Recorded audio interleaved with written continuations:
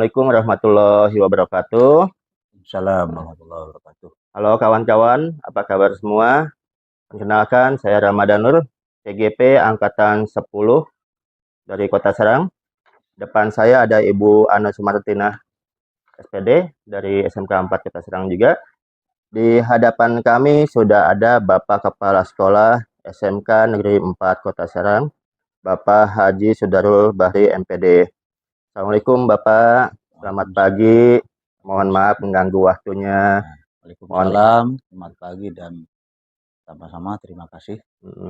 Mohon izin Bapak, kami dari calon guru penggerak Kota Serang ada beberapa pertanyaan yang ingin kami ajukan kepada Bapak. Mudah-mudahan Bapak berkenan untuk menjawabnya. Insya Allah. Baik Bapak, kita mulai. Untuk pertanyaan yang ke-1, selama ini bagaimana Bapak dapat mengidentifikasi kasus-kasus yang merupakan dilema etika atau bujukan moral? Misalnya, apakah Bapak pernah menghadapi situasi konkret yang bisa dijadikan contoh? Terima kasih. Mengenai terutama sekolah dan saya sebagai pimpinan sekolah tentunya harus melihat, mengidentifikasi kondisi sekolah, khususnya dalam hal ini mungkin terkait dengan kondisi dan keberadaan guru pegawai sekolah.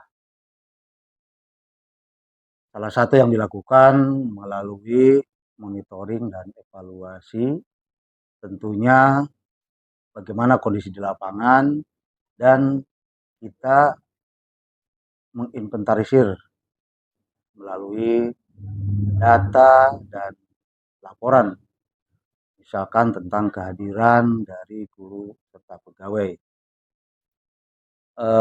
Misalnya terkait dengan dilema etika ini, bagaimana menghadapi hasil monitoring dan laporan, ternyata ditemukan beberapa guru pegawai yang memang karena kondisi tertentu mungkin sering izin atau juga sakit, atau ada juga yang mungkin beberapa kali meskipun tidak banyak yang terpaksa mungkin tidak hadir dengan keterangan yang mungkin menyusul kemudian, tetapi hal itu tentunya menjadi bahan kajian dan bagaimana sekolah mengambil kebijakan untuk kondisi tersebut. Seperti itu misalnya. Baik Bapak. Berlanjut ke pertanyaan nomor 2 Bapak. Selama ini bagaimana Bapak menjalankan pengambilan keputusan di sekolah Bapak, terutama untuk kasus-kasus di mana ada dua kepentingan yang sama-sama benar atau sama-sama mengandung nilai kebajikan? Mangga Bapak. Untuk pengambilan keputusan untuk masalah atau kasus-kasus tertentu, tentunya kita lakukan yang pertama dengan normatif dulu, secara kedinasan, bagaimana aturannya, ketentuannya, dan itu menjadi acuan utama. Tetapi dalam hal ini juga kita harus bijaksana dan adaptif terhadap beberapa kejadian atau kasus, sehingga dalam penyelesaiannya juga tetap kita mengedepankan kebijakan secara normatif, kedinasan, tetapi juga memperhatikan kepentingan guru, pegawai, dan juga siswa. Sehingga pengambilan keputusan tersebut hasilnya baik dan menyelesaikan masalah atau kasus-kasus yang ada. Demikian. Baik. Ini kan kasus yang dihadapi itu kan mengenai disiplin ya, disiplin kehadiran dan juga keputusan Bapak ya memutuskan anak terkait nilai naik atau tidaknya ya berkaitan dengan nilai misalkan. Ada nggak Bapak kiat-kiat atau langkah atau prosedur yang digunakan gitu dalam sebagai referensi Bapak dalam pengambilan keputusan tersebut? Dalam pengambilan keputusan tentunya kita harus jeli ya, melihat kasus-kasus tertentu, kemudian kasus tersebut seperti apa, dan tentunya penyelesaiannya juga secara prosedural. Dalam hal ini saya contohkan saja terkait dengan kasus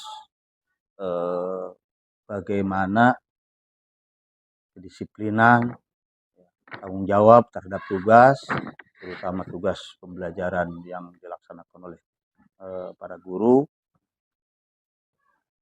sehingga kasus-kasus yang muncul seperti tadi itu juga penyelesaiannya harus melalui analisis dan pertimbangan yang baik dan matang.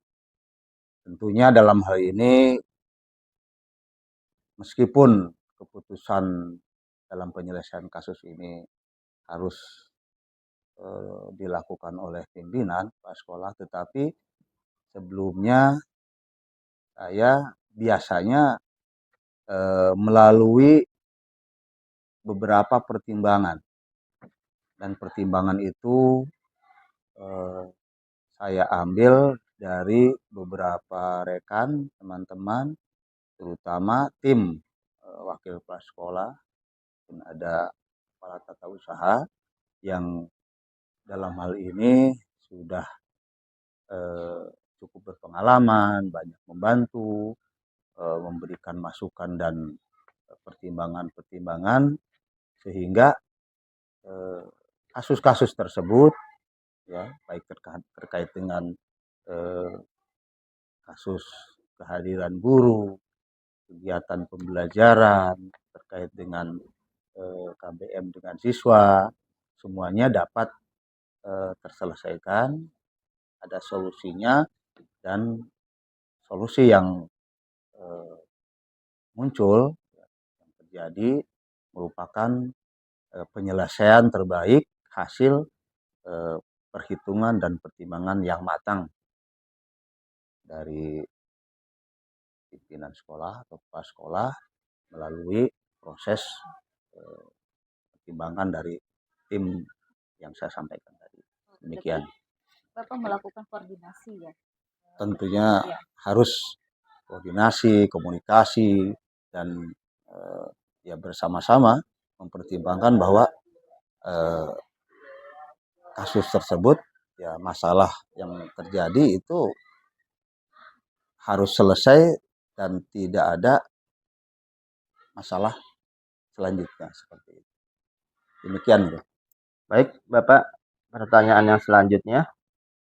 Hal-hal apa saja yang selama ini Bapak anggap efektif dalam pengambilan keputusan pada kasus-kasus dilema etika seperti yang tadi Bapak sudah contohkan? Tentunya dalam menyelesaikan masalah kasus terkait mungkin dilema etika tersebut, harus mengena efektif dan mencapai tujuan syarat. Dalam hal ini perlu pendekatan yang persuasif, ya, personal, dan juga untuk masalah tertentu saya lakukan dengan klasikal. Artinya pendekatan persuasif ini mengedepankan bagaimana secara personal bahwa hal tersebut bisa selesai, kemudian hari tidak terjadi lagi, dan penyelesaian persuasif ini tentunya tidak memunculkan kondisi hubungan yang tidak harmonis antara pimpinan dengan bawahan. Kemudian apabila hal ini atau kasus ini juga menyangkut beberapa personal, katakanlah mungkin beberapa terjadi di beberapa guru dan pegawai, saya juga melakukan penyelesaian secara efektif itu secara klasikal. Biasanya dalam waktu pertemuan, pembinaan, evaluasi, dan bagaimana yang terjadi itu bisa dipahami oleh semuanya, dan tentunya bersama-sama berusaha untuk merubah hal yang kurang baik.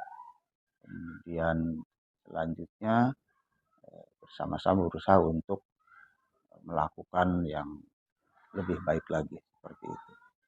Tapi juga memang tak lepas dari acuan kita tentang kebijakan dan aturan sekolah. Nah, sehingga meskipun pendekatan yang efektif melalui pendekatan persuasif personal atau klasikal, tetapi juga aturan dan ketentuan serta kebijakan sekolah, kemudian pemerintah, terutama pemerintah provinsi, juga tetap harus kita jadikan pedoman, sehingga ya aktivitas penyelesaian itu bisa terlaksana seperti itu. Demikian. Baik Bapak.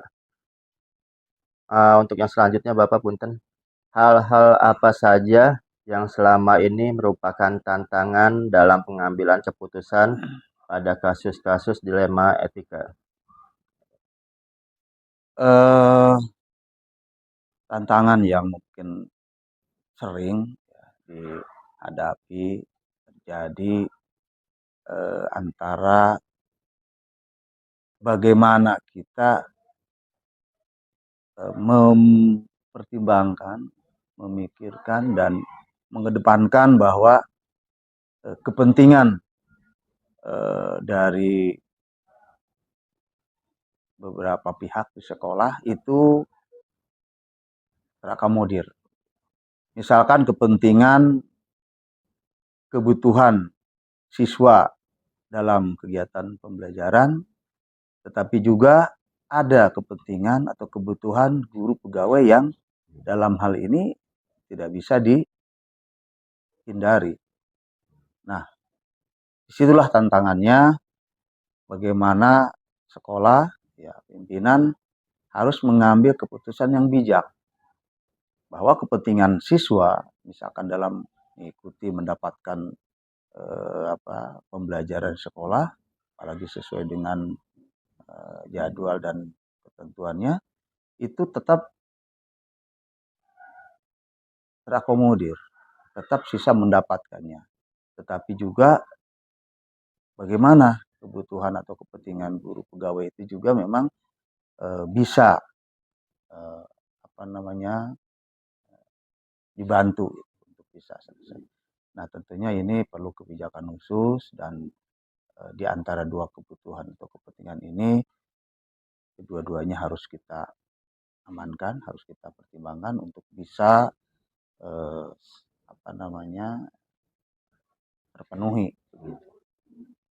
Dalam hal ini, ya, sekolah mengambil langkah yang bijak bahwa siswa tetap harus mendapatkan haknya untuk belajar, tapi guru atau pegawai juga tetap kebutuhannya, kepentingannya juga terpenuhi. Nah, dalam hal ini sekolah juga mengatur bahwa ada mungkin semacam bantuan dari teman sejawatnya, kemudian juga ada guru piket dengan tugasnya yang juga membantu memperlancar kegiatan atau kebutuhan siswa tersebut, dan juga mungkin secara administrasi kita juga tetap melakukan pencatatan ya, untuk bahan laporan dan data yang harus kita secara rutin keluarkan. Demikian mungkin ya tantangan yang sering dihadapi. Baik, Bapak. Tadi terkait tantangan Pak ya untuk sekarang. Apakah Bapak memiliki sebuah tata kala atau jadwal tertentu dalam sebuah penyelesaian kasus dilema etika? Apakah Bapak langsung menyelesaikan di tempat atau memiliki sebuah jadwal untuk menyelesaikannya? Bentuk atau prosedur seperti apa yang Bapak jalankan? Dalam penyelesaian masalah kasus baik terkait dengan personal, guru, pegawai, siswa, tentunya penyelesaiannya menurut kondisi situasi yang ada, dan juga tergantung kepada masalah atau kasus apa yang terjadi. Penanganan kasus yang terjadi atau masalah yang muncul itu dilakukan pertama secara langsung. Artinya apabila masalah atau kasus tersebut bisa langsung diselesaikan dan ternyata itu yang terbaik, itulah yang dilakukan. Tetapi apabila masalah atau kasus itu tidak bisa langsung terselesaikan, tentunya penyelesaiannya meskipun langsung ditangani, dilakukan proses penanganan, penyelesaian, itu sebatas penyelesaian yang tertunda. Artinya mungkin karena masalah itu menyangkut eksternal atau misalkan pihak lain, sehingga penyelesaian juga tidak bisa dapat langsung diselesaikan dengan tuntas. Artinya diupayakan selesai, tetapi mungkin perlu waktu seperti itu. Dan itu harus sesegera mungkin. Beberapa kasus di sekolah sering terjadi seperti itu. Dan pihak lain yang mungkin terlibat atau ada di dalam penyelesaian kasus tersebut juga perlu waktu untuk komunikasi. Tapi tentunya dalam waktu yang tidak terlalu lama, meskipun penyelesaian secara langsung itu tertunda, tetapi masalah atau kasus-kasus tersebut secepatnya harus segera diselesaikan. Apalagi menyangkut pihak luar, eksternal, yang harus segera diperhatikan dan seperti apa keterlibatannya untuk penyelesaian yang terbaik, baik untuk sekolah maupun untuk eksternal seperti itu. Baik, tadi perihal masalah keputusan waktu keputusan permasalahannya yang itu berarti kondisional ya Pak ya? Iya. Sifatnya kondisional. Bila mana putusan sekiranya mampu diputuskan dalam jangka waktu dekat, mungkin bisa saja ya. Tapi kalau misalkan kasus tersebut itu dianggap rumit dan Bapak butuh waktu untuk mengidentifikasinya ya Pak ya. Oke. Biasanya kalau dalam mengambil keputusan yang mungkin dianggap tidak mudah bagi Bapak, kira-kira ada nggak faktor atau orang yang terlibat yang yang dianggap Bapak itu bisa membantu Bapak dalam menyelesaikan kasus keputusan? Untuk di sekolah seperti di SMK 4, saya dalam menyelesaikan beberapa kasus, hampir semua kasus permasalahan yang menurut saya urgen, ya, itu biasanya kebanyakan dilakukan penyelesaian melalui prosedur tertentu khusus dan melalui teamwork begitu. Dalam hal ini yang teamwork yang utama saya ya tentunya para wakil kepala sekolah. Ya, ada 4 wakil kepala sekolah bidang kurikulum, sarana, siswaan, humas dan hubin. Nah, ditambah kepala tata usaha. Nah, itu teamwork utama yang selalu membantu saya memberikan masukan, pertimbangan, terutama untuk beberapa kasus yang mungkin dirasakan penyelesaiannya lebih luas, lebih rumit, tidak bisa dalam waktu sebentar, dan juga menyangkut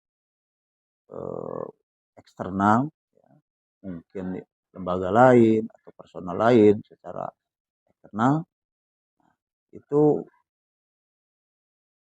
pastinya melalui pertimbangan yang matang dari teamwork tersebut. Kemudian tentunya dalam hal ini meskipun melalui pertimbangan teamwork tadi, penyelesaiannya dalam lingkup tim itu juga harus solid, begitu. Artinya harus bulat dan juga penyelesaian yang muncul itu memang hasil kesepakatan dan itulah yang terbaik bagi sekolah maupun eksternal yang juga menjadi pemecahan masalah yang tuntas begitu. Artinya tidak ada akibat yang timbul di kemudian hari. Dan tentunya juga dalam hal tertentu saya juga perlu pertimbangan tim kapro atau komunitas tertentu yang memang terkait dengan kasus tersebut. Misalkan juga BK atau misalkan komunitas guru tertentu yang terkait dengan masalah yang terjadi. Masuk juga wali kelas seperti itu. Nah, untuk masalah tertentu terkait dengan siswa biasanya tim kesiswaan dengan BK, kemudian mungkin wali kelas dan sebagainya itu terlibat langsung apabila masalah itu, kasus itu lebih banyak pada masalah siswa seperti itu. Tapi juga untuk kasus tertentu saya juga kadang-kadang perlu pertimbangan atau masukan dari rekan guru yang lain yang mungkin punya pengalaman atau punya wawasan tertentu terkait dengan masalah yang terjadi seperti itu. Apalagi menyangkut institusi lembaga yang teman-teman itu mungkin pernah mengetahui dan mengalami. Ada rekan kita yang memang punya pengalaman di dunia kerja, di dunia industri, kemudian pengalaman terkait dengan karyawan di luar seperti apa. Dari kasus-kasus itu banyak dan tentunya penyelesaiannya ya melalui pendekatan teman-teman yang meskipun personal tetapi punya pengalaman, pengetahuan dan wawasan tentang bagaimana penyelesaian di dunia kerja industri tersebut begitu. Karena terus terang saya sendiri mungkin masih perlu banyak belajar untuk mengetahui bagaimana di dunia kerja, dunia industri dan sebagainya. Karena memang latar belakang saya dari awal sampai saat ini ya lebih berkecimpung di bidang pendidikan di sekolah sebagai guru seperti itu. Mungkin demikian mungkin untuk Jadi selain memiliki tim ya Pak ya yang terlibat dalam keputusan juga Bapak tidak lepas dari koordinasi ya Pak ya. ya pastinya seperti itu. Oke. Baik Bapak, kita sudah berada di penghujung sesi tanya jawab ini. Dari semua hal yang telah disampaikan, pembelajaran apa yang dapat Bapak petik dari pengalaman Bapak mengambil keputusan dilema etika? Mangga Bapak disilahkan. Kita mungkin sama-sama tahu suatu lembaga pendidikan sekolah seperti SMK Negeri 4 Kota Serang ini cukup besar dengan siswa sekitar 1.500, kemudian guru pegawainya di atas 100, tentunya banyak sekali masalah, kasus, urusan yang timbul, yang terjadi.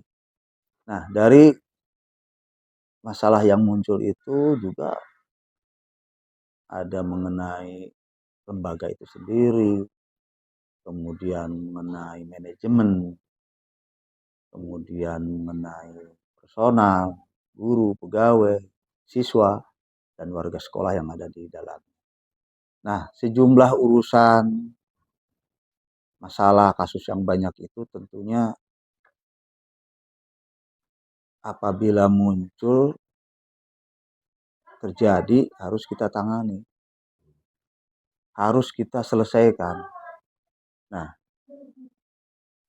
tidak mudah ya untuk menangani dan menyelesaikan berbagai masalah kasus yang terjadi dari sejumlah personal yang masing-masing memang punya pemikiran, perilaku, karakter yang berbeda-beda.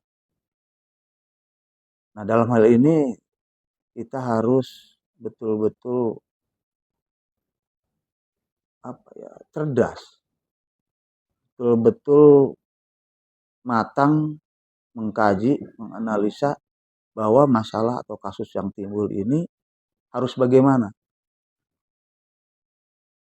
harus seperti apa penyelesaiannya. Apakah ditangani secara personal, persuasif, klasikal, apakah diselesaikan dengan secara internal saja, atau ada hubungannya dengan eksternal, baik eksternal personal maupun lembaga. Nah, ini banyak dan sering terjadi. Dan dalam penanganan dan penyelesaian semua masalah itu, hampir semua penyelesaiannya itu berbeda. Dari satu kasus atau masalah ke masalah yang lain. Nah, disinilah kita harus jelinya, harus bisanya penyelesaian itu kira-kira bisa selesai melalui jalan mana, bagaimana, melalui siapa, seperti apa. Itulah yang saya sampaikan atau yang sering saya sebutkan bahwa penyelesaian kasus masalah itu adalah khas. Artinya tergantung kepada masalah apa, kasus apa, di mana, siapa. Jadi secara khasnya di sana, secara unik gitu. Supaya memang kasus atau masalah itu selesai dan tuntas. Tetapi juga tidak mudah kita menemukan cara, jalan penyelesaian masalah itu, apalagi kita inginnya lebih cepat, tuntas, beres, selesai. Tidak mudah. Tetapi juga ada penyelesaian masalah kasus baik di dalam maupun di luar, yang menyangkut siswa, pegawai, dan manajemen dan sebagainya, itu bisa segera selesai, cepat selesai. Nah, disitulah memang perlunya wawasan, pemahaman, pengetahuan, dan katakanlah sering tidaknya masalah terjadi atau yang timbul di sekolah seperti ini. Dan penyelesaian yang khas tadi tersendiri tergantung kepada masalah atau kasusnya, itu tentunya harus merupakan penyelesaian yang terbaik untuk kepentingan bersama, kepentingan lembaga, kepentingan personal, kepentingan manajemen, kemudian juga kepentingan secara keseluruhan yang lebih luas. Dan karena SMK ini berada di bawah manajemen Dinas Pendidikan Provinsi Banten, tentunya kita juga harus mempertimbangkan, memikirkan bahwa penyelesaian itu adalah penyelesaian yang terbaik, bukan di lingkup sekolah saja, tetapi juga lembaga lain mungkin di luar sana atau eksternal juga, untuk kebaikan pemerintah Provinsi Banten. Dalam hal ini menyangkut nama baik atau kebaikan Dinas Pendidikan Provinsi Banten. Tentunya di dalamnya ada KCD-nya, dan itu tidak bisa kita hindari, tidak bisa kita lepaskan.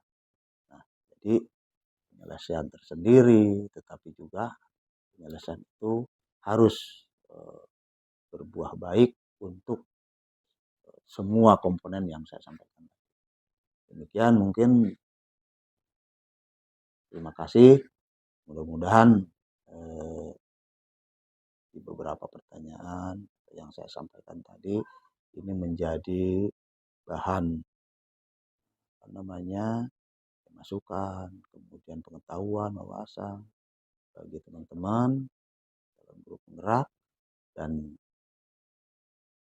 bisa menjadi bahan pembelajaran bagi teman-teman untuk mungkin ke depan juga bisa berkarir, atau tidak mustahil suatu saat nanti teman-teman juga memang menjabat sebagai pimpinan di sekolah atau kepala sekolah. Mungkin hanya tambahan saja, tetapi hal seperti ini suatu saat seperti yang pernah saya alami itu menjadi bahan bagaimana atasan kita yang mungkin pernah menjadi pimpinan kita, kemudian orang tua kita di sekolah, kemudian mungkin di sekolah yang memang memiliki pengalaman yang lebih dulu, lebih luas, ini menjadi pelajaran dan pengetahuan untuk dipahami yang berharga apabila nanti suatu saat teman-teman juga memang menjabat sebagai pimpinan di sekolah. Demikian mungkin, mohon maaf apabila ada kekurangan. Terima kasih, semoga bermanfaat bagi kita semua. Mungkin demikian. Baik. Pak Rama, Bu Ane, saya akhiri mungkin. Terima kasih. Assalamualaikum warahmatullahi wabarakatuh. Waalaikumsalam warahmatullahi wabarakatuh. Baik Bapak, kami ucapkan terima kasih banyak Bapak meluangkan waktu untuk sesi tanya jawab ini. Demikian teman-teman semua, sesi tanya jawab kami bersama Bapak Kepala Sekolah SMK Negeri 4 Kota Serang, Bapak Haji Sudarul Bahri MPD. Mohon maaf atas segala kekurangan. Terima kasih. Assalamualaikum warahmatullahi wabarakatuh. Assalamualaikum.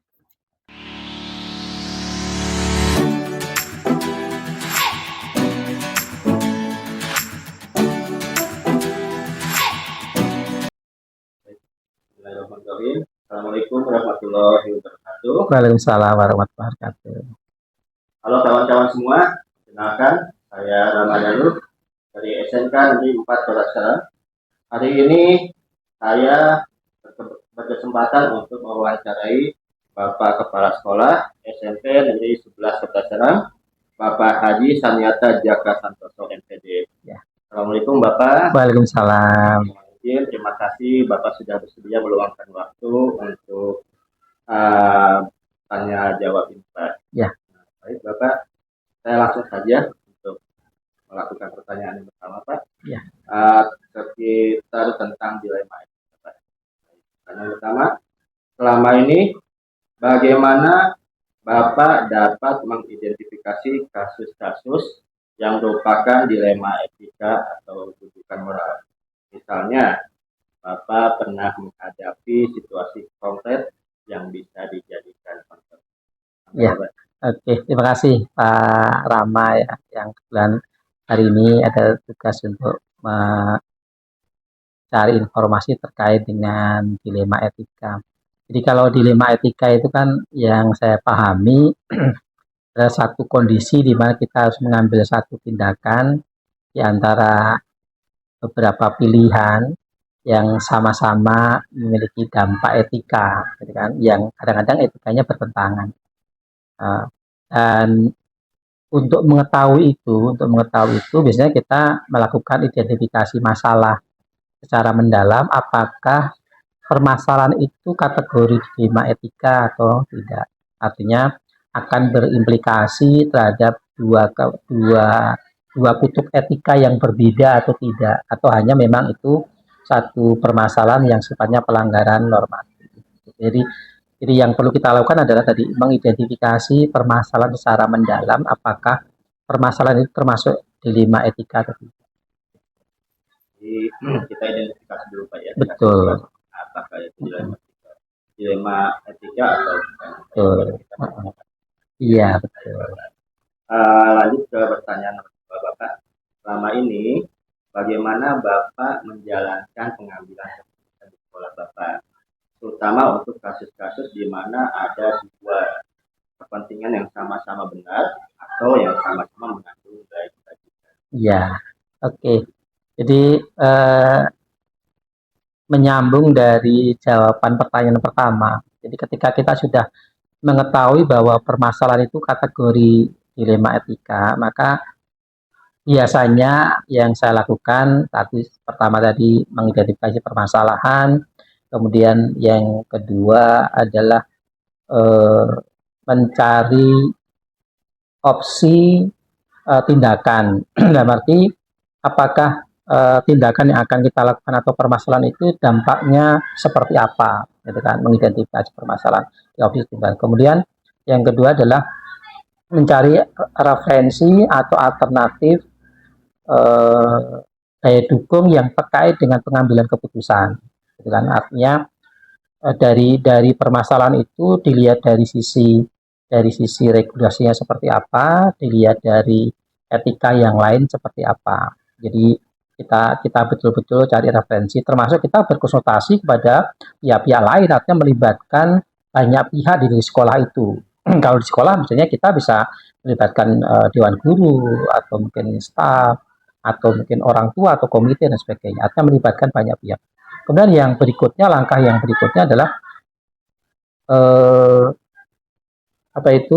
mengambil keputusan yang keputusan ini dicari sisi dampak negatif yang paling kecil, gitu kan? Dampak yang paling kecil, karena kita tahu bahwa di dalam pengambilan keputusan dalam permasalahan dilema etika itu kan yang saya pahami tidak ada keputusan yang akan menyenangkan semua pihak, gitu kan? Tidak ada keputusan benar atau salah dalam dilema etika.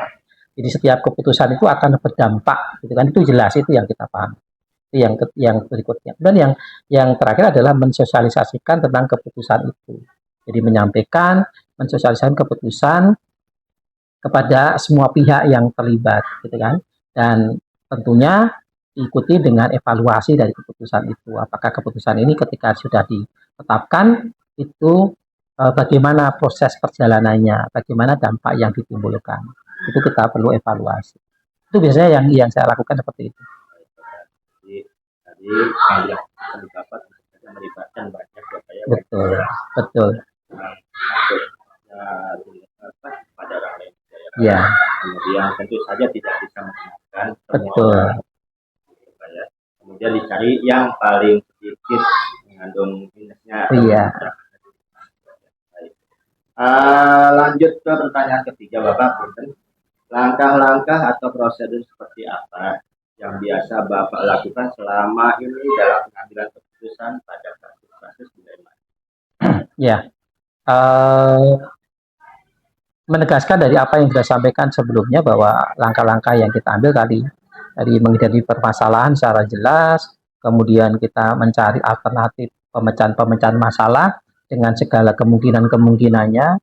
Kemudian yang ketiga adalah mencari referensi yang mendukung, gitu kan, termasuk membandingkan antara regulasi dengan etika, gitu kan, dengan etika. Kemudian yang berikutnya adalah berkonsultasi dengan banyak pihak, artinya mencari informasi dengan banyak pihak, kemudian pengambilan keputusan, baru kemudian mensosialisasikan dan melakukan evaluasi. Itu mungkin tahapan secara simpel gitu ya. Regulasi dan etika itu kayaknya agak sulit ya. Betul, kadang-kadang berbenturan. Bapak. Kemudian Bapak, hal-hal apa saja yang selama ini Bapak anggap efektif dalam pengambilan keputusan pada kasus dilema? Ya, biasanya kita yang paling efektif adalah mencari pendekatan-pendekatan yang sifatnya tidak selalu pendekatan struktural. Jadi dalam pemecahan soal itu kita menggunakan pendekatan ya struktural dipakai. Dalam arti struktural itu mungkin sebagai pimpinan saya harus mengambil keputusan yang apa itu jelas tegas. Tetapi pendekatan non struktural itu ternyata juga penting dalam pengambilan keputusan ini. Artinya melihat baik buruknya, kemudian dampak etika yang lain. Gitu. Jadi termasuk pendekatan-pendekatan budaya, pendekatan-pendekatan sosial itu menurut saya efektif untuk digunakan dalam dalam pengambilan keputusan, termasuk keputusan-keputusan yang sifatnya dilema etika. Pendekatan budaya. Baik Bapak, selanjutnya hal-hal apa saja yang selama ini merupakan tantangan dalam pengambilan keputusan pada kasus dilema? Ya, jadi pengambilan keputusan yang dilema etika itu kan pasti sebuah tantangan tersendiri, semua menjadi tantangan karena kita akan berbenturan dengan dua etika yang berbeda. Sebagai contoh misalnya kalau kita misalnya dalam Perpres PPDB nih ada anak yang umurnya lebih dari 15 tahun, kemudian dia pengen sekolah secara regulasi, dia tidak bisa masuk ke SMP. Tapi di sisi lain kita berhadapan dengan anak ini punya hak untuk mengenyam pendidikan. Ini kan sebuah dilema etika, gitu kan? Nah, bagaimana saya harus mengambil keputusan? Jadi pendekatan-pendekatan yang seperti yang saya sampaikan tadi, pendekatan kultur, pendekatan yang non struktural itu penting dilakukan. Dan tantangan tersendiri adalah tadi ketika kita berhadapan dengan antara kutub peraturan dengan etika yang semua dianggap baik menurut masyarakat tertentu. Nah, itu yang kadang-kadang menjadi dilema. Jadi perbenturan antara etika budaya, etika sosial dengan aturan yang harus kita laksanakan itu yang menjadi tantangan tersendiri.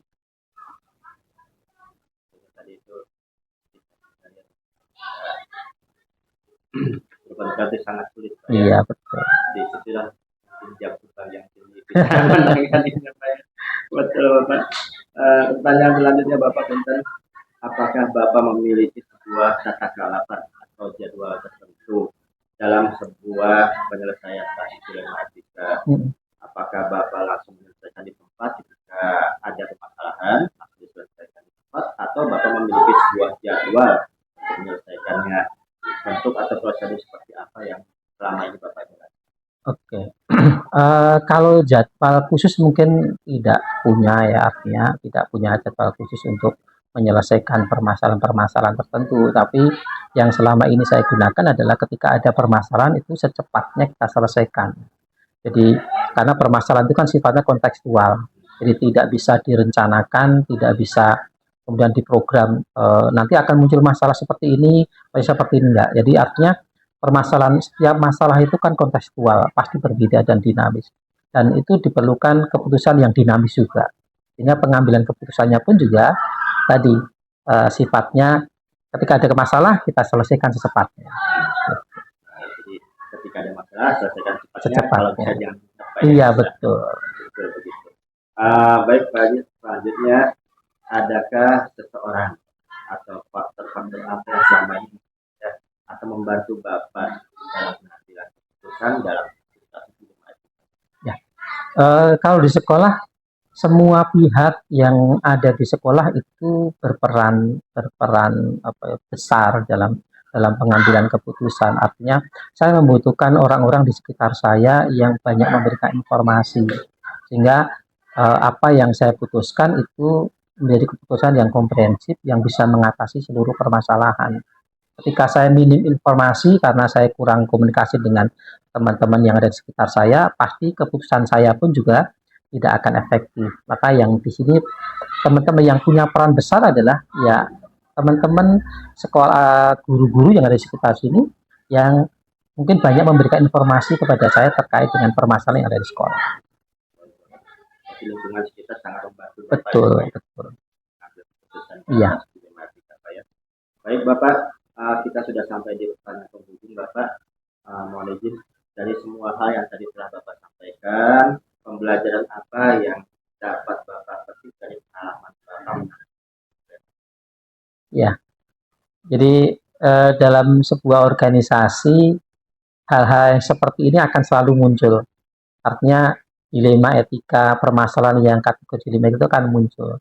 Dan ini yang bisa kita petik adalah sebagai seorang pimpinan itu wajib memiliki informasi yang komprehensif. Kemudian wajib memiliki banyak referensi, termasuk kita juga harus banyak menggunakan pendekatan-pendekatan non-struktural di samping pendekatan struktural secara organisasi, sehingga keputusan-keputusan yang sifatnya penyelesaian permasalahan dilema etika itu akan menjadi efektif. Gitu loh. Jadi pastinya tadi setiap keputusan tidak akan menyenangkan banyak pihak. Setiap keputusan pasti akan berdampak negatif, itu jelas. Tidak ada keputusan yang tidak punya dampak negatif. Dampak negatif itu tergantung bagaimana kita mengelola menjadi sebuah keputusan yang efektif yang bisa berlaku bagi semua orang. Itu mungkin pelajaran yang bisa kita ambil bahwa permasalahan-permasalahan di lapangan itu justru akan menambah banyak wawasan kita dalam berorganisasi. Dari jawaban dari Bapak. Demikian Bapak pertanyaan saya. Oke. Atas waktu yang bisa Bapak luangkan untuk kami. Iya, sama-sama. Mohon maaf apabila ada Bapak. Oke, terima kasih Pak Ram. Demikian teman-teman semua sesi wawancara saya bersama Bapak Kepala Sekolah SMP Negeri 11 Kota Serang, Bapak Haji Samyasa Jakarta Ketua SMP. Terima kasih atas perhatiannya. Assalamualaikum warahmatullahi wabarakatuh. Waalaikumsalam warahmatullahi wabarakatuh. Terima kasih. Oke, cukup dimatiin.